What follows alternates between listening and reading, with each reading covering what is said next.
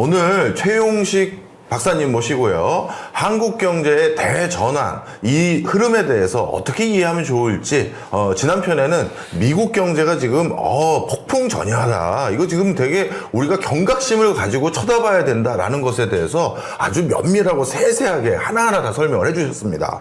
자, 그런데 이제 우리나라 걱정을 좀 해보려고 합니다. 얼마 전에 한국과 미국이 상호관세 15% 선에 일단 합의를 봤습니다. 물론 트럼프 워낙 말 바꾸니까 또 무슨 일이 일어날지 모르겠지만 일단 15% 선에 관세 합의를 봤는데요. 이거부터 얘기를 한번 나눠보죠. 이 상호관세 15% 우리나라에겐 어떤 영향을 미칠까요?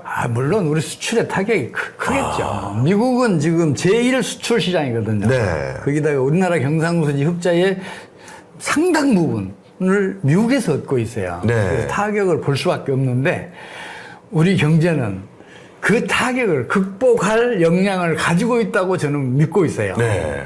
구체적으로 예를 제가 말씀드릴게요. 예. 2017년도에 이제 시진핑이 집권한 이후에 네. 우리 수출품에 대해서 각종 악소문을 언론을 통해서 확대 재생산해서 계속 퍼뜨려요. 예. 우리 화장품들, 삼성전자 핸드폰 등등 잘 나가다 그 타격을 엄청 크게 받아요. 예. 거기다가 험한 정책, 그래서 한류도 공전의 호황을 누렸었잖아요. 예. 그걸 차단을 해내. 그래서 당시에 경제 전문가들 대부분의 사람들이 큰일 났다. 네. 우리 수출 대폭 줄어들 것이고 경상수지는 적자로 돌아서고 엔터업계도 몰락할 것이라는 얘기를 했었는데 웬걸? 동남아 시장, 일본 시장을 더 적극적으로 개척하면서 북미 시장, 미국을 비롯해서 예. 중남미 시장 개척해냈잖아요. 맞아요. 오히려 저변이 넓어졌죠. 네. 예. 또 중동 시장, 서남아 시장, 심지어 아프리카 시장까지 개척해내. 네. 그러면서 이 오늘날의 지금과 같은 한류, 네. 세계를 지배하고 있다고 해도 과언이 아닐 정도의 그 열풍을 불러일으켰잖아요. 네. 기업은 어느 한 문이 닫히면 반드시 다른 문을 엽니다. 그런 면에서 우리 기업들은 엄청 강해요. 저는 우리 기업과 국민은 세계 최강의 경쟁력, 성장력을 가지고 있다고 그래서 믿고 있어요. 예. 개인과 기업은 어느 한 문이 닫히면 다른 문을 열지 않으면 죽어요. 그렇죠. 죽지 않게 해서 필사적인 노력을 기울이는 가운데 오히려 더 성장을 해요. 혁신하고 성장하는군요. 그래서 우리 정부의 경제 정책만 실패하지 않으면 우리는 할 수 있다, 극복할 수 있다. 우리 경제는 얼마든지 지금 상황을 극복할 수 있어요. 그런데요, 우리는 실력을 더 배양하고 새로운 시장도 개척하고 할 수 있는 역량이 있지만 앞서 말씀 주신 것처럼 미국이 관세 전쟁을 통해서 또 만약에 미국발 경제 악재를 통해서 전 세계적인 대공황 비슷한 게 초래되면 이거는 우리도 다시 타격이 있는 거 아니에요? 진짜 정확한 지적이세요. 네. 세계적인 금리가 타지면 우리 경제도 심각한 타격을 입을 수밖에 없어요. 그런데 우리 정부가 정책 실패만 하지 않으면 우리 경제는 그걸 극복할 역량을 이미 확보하고 있어요. 지금 우리 정부는 고환율 정책 펼치고 있어요. 예. 근데 환율이 점진적으로 떨어지는 그것을 용납하는 정책만 펼치면 우리 경상수지 흑자는 대규모잖아요. 예. 그러면 그만큼의 외환이 국내에 들어오고 있다는 얘기 아니에요. 네. 그러면 시장에 힘에서 환율은 떨어져야 하잖아요. 네. 근데 우리 정부는 환율 떨어지는 걸 막기 위해서 예. 우리 경상수지 흑자를 해외 투자라는 이름으로 즉각 해외로 유출시키고 있어요. 예. 이것처럼 멍청한 방법이 우리가 있어요. 수출로 애써 벌어들인 소득을 즉각 해외로 유출시키면 무슨 일이 벌어지겠어요? 수출품들, 우리 노동자들의 노고, 우리 기업들의 비용, 이런 걸 들여서 국내에서 만들었잖아요. 예. 근데 그렇게 얻어진 소득이 즉각 해외로 유출된다? 당연히 국내 경제는 악화되죠. 선순환을 그리는 고리가 끊기는 거군요. 그럼요. 그런 정책만 펼치지 않으면 예. 우리 그 기업과 국민은 그걸 극복해낼 역량을 가지고 있다고 저는 보고 있어요. 만약에 환율이 점진적으로 떨어지는 것을 용납하는 정책을 펼치잖아요. 네. 그러면 우리 원화 가치는 강세를 보이고 예. 원화 가치가 강세이면 예. 우리나라를 떠났던 예. 국내 금융자본은 물론이고 국제 금융자본들도 다시 들어오는 한 차익을 노리고 국내에 들어올 거 아니에요. 네. 지금 오늘 그 환율이 1395원 넘었잖아요. 네네. 이게 만약 1000원대로 떨어져 봐요. 야. 그러면 환차익만 40%예요. 그렇네요. 어디 투자해서 40%의 수익을 올릴 수 있겠어요. 쉽지 않죠, 요즘. 국제 금융자본도 다 한국으로 몰려요. 아. 그러면 국내 유동성이 풍부해질 거 아니에요. 예. 세계적인 금융위기가 터져서 국내에서 신용 파괴원리가 작동하더라도 네. 그렇게 해서 풍부해진 유동성이 그 신용 파괴원리 작동을 막아낼 수 있어요. 네. 그뿐만 아니라 유동성이 풍부해지면 생산, 투자, 고용 그 경제 활동이 활성화되면서 경제가 살아나요. 네, 네. 그래서 세계 경제가 전반적으로 나쁜 상황에서도 우리 경제는 살아날 길이 있어요. 네. 문제는 우리 정부예요. 왜요? 우리 정부는 수출만이 살 길이라고 얘기를 해. 아, 그렇네요. GDP 절반에 육박한다는 게 수출이. 예. 그래서 수출을 끌어올리기 위해서는 환율을 끌어올려야 한다고 강변하고 있어요. 예. 이게 얼마나 심각한 문제냐면 예. 수출은 매출 총액이잖아요. 예. GDP는 부가가치 총액이에요. 예. 근데 이걸 단순 비교하는 것은 깡통 하나와 드럼통 하나를 합해서 둘이라고 얘기하는 거 똑같아요. 예. 기준을 일치시키잖아요. 예. 그러면 수출은 GDP의 10% 내외에 불과해요. 예. 매년 달라지긴 하지만 예. 10%를 넘거나 아니면 그 밑돌거나 그래요. 예. 그럼 나머지는 뭐냐? 내수예요. 어. 그럼 환율이 끌어올려지면 무슨 일이 벌어지겠어요? 내수가 희생을 당해요. 그렇네요. 수출이 아무리 증가해도 예. 내수가 부진해지면 성장률은 떨어지게 돼 있어요. 아니 생각을 해봐요. 환율이 점진적으로 떨어지면 우리 주요 자원들 다 갑자기 사올 수 있잖아요. 네. 또 시설재, 소비자들도 갑자기 사올 수 있어요. 예. 그러면 기업의 경영 수준은 호전이 돼요. 예. 기업의 경영 수준이 호전이 되면 기업들은 더 많은 이익을 얻기 위해서 생산 늘리고 고용 늘리고 투자 늘려요. 그렇죠. 그럼 경제는 살아나요. 아. 우리 정부는 반대로 정책을 펼치고 있단 말이에요. 아. 환율을 끌어올리면 자원들 다 비싸게 사와야 예. 되잖아요. 중간재, 시설재, 소비자 다 비싸게 사와야 한단 말이에요. 예. 그러면 기업의 경영 수준이 악화될 거 아니에요. 네. 기업의 경영 수준이 악화되면 어떻게 해요? 기업은 고용, 투자, 생산 다 줄여요. 위축 경영을 하는군요. 아이, 그러면요. 네. 고환율 정책이 얼마나 멍청한 정책인가를 금방 알 수가 있잖아요. 근데 아직까지도 우리 국민들은 정부 말만 믿고 수출이 GDP의 절반에 육박한다. 따라서 예. 수출만이 살 길이라는 얘기를 해요. 예. 근데 일본 정책 그대로 따라하고 있단 말이에요. 맞아요. 일본 정책 그대로 따라오면 일본 측 의도 초장기 저성장 궤도로 들어갈 수밖에 없는 거예요. 이런 짓을 지금 우리 이 기재부를 비롯해서 정책 당국이 펼치고 있는 거예요. 예. 이것만 바뀌면 네. 다가오는 세계적인 금융위기도 얼마든지 극복할 수 있단 말이에요. 박사님 말씀 듣고 보니까요, 딱 비교가 되는 게 대만하고의 우리 상황인 것 같습니다. 대만은 최근에 경제 성장률을 상향으로 재조정했다고 들었어요. 근데 우리나라는 물론 0% 초반 성장하는 거 아니냐 이런 걱정하시는 분들이 있었습니다만 그거보다 조금 올라오긴 했지만 그래도 이게 0% 경제 성장률대로 떨어질 것 같은 우려들이 지금 많은 상황이거든요. 잠재 성장률 계속 떨어지는 건 말할 것도 없고요. 그렇다면 우리나라 경제 성장률이 떨어지는 여러 원인들 중에 하나도 방금 말씀 주신 그런 요인도 있었겠네요. 정확한 지적. 대만은 대만은 이제 통화가 대만 달러예요. 네. 그래서 미국 달러 대비 대만 달러 가치가 약 한 32달러 선에서 안정적이에요. 네. 물론 등락을 해요. 예. 근데 32달러 선에서 안정세를 유지를 하고 있어요. 올해 3월인가? 그때는 한때 그게 33원대까지 올라간 적은 있어요. 예. 그게 아마 최고치였을 거예요. 예. 그 뒤로 꾸준히 떨어서 7월 말에는 29 대만 달러까지 떨어졌어요. 예. 대만 달러가 강세니까 국제 금융자본은 대만에 투자하면 이 환차익 누리잖아요. 네. 다른 나라에서 축적된 금융자본, 다른 나라의 소득이 축적된 금융자본들이 대만으로 몰려가니까 이웃수는 그만큼 커지잖아요. 이웃수가 그만큼 커지니까 성장률이 높아지는 거죠. 예. 대만이 우리나라가 대만을 1인당 GDP를 추월했다가 지금 뒤터지게 된 것도 네. 고환율 정책 때문이란 말이에요.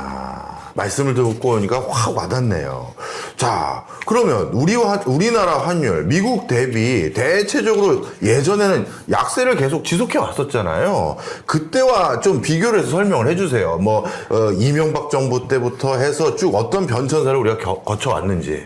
김대중 정부의 연평균 성장률은 98년 성장률은 이제 외환위기 때문에 네. 빼면 그게 약 한 8.5% 정도 돼요. 이야, 옛날 생각납니다. 노무현 정부 때는 이게 4.7%로 떨어져요. 예. 그 다음에 이명박 정부에서 3.4, 예. 박근혜 정권에서 3.2 이렇게 떨어진 원인도 고환율 정책 때문이에요. 경기가 추락을 하면서 성장률이 계속 낮아져요. 예. 근데 이게 그 이명박 정부 때 글로벌 금융위기를 세계에서 가장 빠르게 성공적으로 극복한 나라. 극복했다. 예. 이걸 선전을 해도. 예. 근데 사실은 그게 국민 사기극이었어요. 물론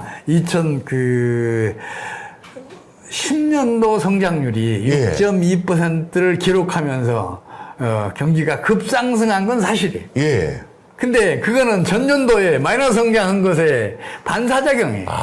평균 성장률은 3.6%밖에 안 돼요. 예. 그 뒤로는 3.2% 떨어지고 다시 2%로 떨어졌어요. 네. 그러니까 연평균 성장률로 따지면은 3% 초반대까지 떨어져 있단 말이에요. 예. 이게 그게 성공적이라고 선전을 해야 되니까 예. 경제 전문가도 국민들 다 믿었죠. 근데 경제 정책이 실패하지 않은 나라들과 비교하면 그때 그게 국민 사기인 게 금방 드러나요. 싱가포르 등 몇몇 나라들은 10% 이상의 성장률을 기록해요. 중남미 주요 국가들도 다 8, 9%, 10% 성장을 해요. 예. 반사작용이란 말이에요. 예. 예. 그러니까 이제 그 뒤에도 고환율 정책을 펼치면 경제가 살아난다는 그런 믿음이 생긴 거예요. 네. 그래서 박근혜 정권, 또 문재인 정권, 윤석열 정권 끊임없이 고환율 정책을 펼쳐요. 경상수지 흑자라는 시장의 힘에 의해서 환율이 끌어내려지면 정책의 힘에 의해서 다시 끌어올리고 또 다시 떨어지면 다시 끌어올리고 계속해서 반복해서 오늘에 이르고 있어요. 그러니까 박사님 말씀은 대만과 우리나라가 여러 가지 경제적인 상황은 비슷했던 면이 많은데 이렇게 성장률의 격차가 크게 벌어진 이유는 우리나라의 고환율 정책 때문이다. 그거군요. 아이, 그럼요. 예. 일본이 그 정책으로 망했는데 그대로 따라가고 있다니까. 왜 그게 망할 수밖에 없냐 그러면 고환율을 유지하려면 외환보유고로 이제 쌓아야 되는데 예. 이게 금방 한계가 와요. 예. 그 외환 우리 돈으로 사야 될 거 아니에요. 예. 화폐 발행 할 수가 없잖아요. 예. 그럼 결국 어떻게 해야 돼요? 경상수지 흑자를 즉각 해외 투자로 유출을 시켜야 한단 말이에요. 예. 그게 무슨 얘기예요? 수출로 애써버려진 소득을 즉각 유출시킨 것을 의미하잖아요. 네. 제가 이렇게 이제 경제 관료들한테 언제 한번 가서 얘기를 하는데 제가 한때 대통령의 개인 교사라는 얘기도 듣고 예. 여러 얘기를 들어서 예. 경제 관료들한테는 저승사자죠. 영향력이 좀 있었어요. 그래서 이제 제가 좀 보자 그러면 만나주고 그랬었는데 예. 그때마다 강조해도 못 알아들어요. 요즘은 대부분이 저출산, 고령화 이것 때문에 경제활동을 적극적으로 하고 돈 버는 사람도 점점 줄어들 텐데 이런 과정에서 급증하고 있는 가계부채 이거 굉장한 위험 요인이다. 이게 일반적인 시각인데 소장님은 이 부분에 대해서 어떻게 생각하시는 거예요? 우리나라 잠재 성장률이 2% 초반대라고 지금 계산을 해내고 있어요. 추정하고 있어요. 예.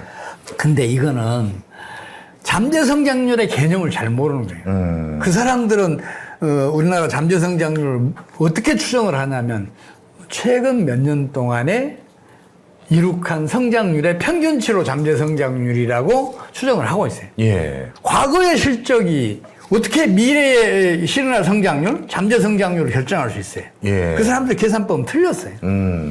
잠재 성장률이라는 것은 성장을 지속시키지 못하게 할 변수들이 나타나지 않은 가운데 이룩한 최고의 성장률을 의미해요. 예. 그러면 성장을 지속시키지 못하게 하는 경제 변수가 뭐냐? 이것만 보면 잠재 성장을 금방 추정할 수 있잖아요. 예. 그게 물가 불안과 국제수지 악화예요. 물가 불안과 국제수지 악화를 시키지 않은 가운데 이룩한 최고의 성장률을 잠재 성장률로 간주를 해야 네. 경제정책이 실패하지 않을 수 있어요. 우리나라 잠재 성장률은 지금도 6%가 넘어요. 예. 저는 그렇게 판단하고 있어요. 그뿐만 아니라 우리 한류에서 보듯이 네. 한류가 우리나라 국격을 얼마나 높이 끌어올려놨어요. 네. 우리나라의 브랜드 가치 얼마나 끌어올려놨어요. 예. 생각을 해봐요. 과거에 우리 농산품 가격들 국제 가격보다 최소 서너 배씩은 다 비싸잖아요. 예. 수출 꿈도 못 꿨어요. 한류 열풍이 불면서 김을 비롯해서 우리 농산품들 또 라면 등 화장품 농산품 뭐 관련 등등 그 뭐, 식품류들도 예. 엄청나게 수출되고 있잖아요. 예. 심지어 10배 가까이 이 가격 차이가 나도 우리 수출 잘 되잖아요. 네. 아. 그만큼 우리 브랜드 가치를 끌어올려놨단 말이에요. 예. 그러면 농식품 뭐 이런 것들만 그러냐. 예. K뷰티, 네. 또 K무기, 또 K2, K9 등 네. 군산 무기들 네.